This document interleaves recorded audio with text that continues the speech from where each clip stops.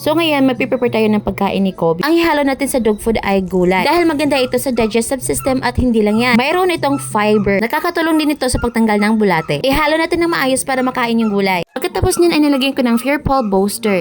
Ang Fear Paul Booster ay nakakatulong ito para maging active at nakakatulong din ito para ma-relieve yung stress. O diba, ang ganda? Akala ko tao lang ang nasa stress, pati pala aso. And done!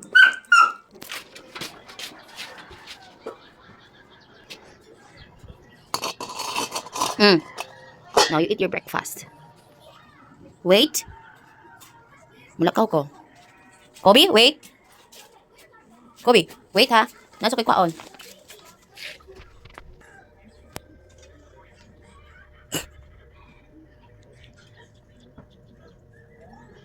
Good boy. Eat. Good boy.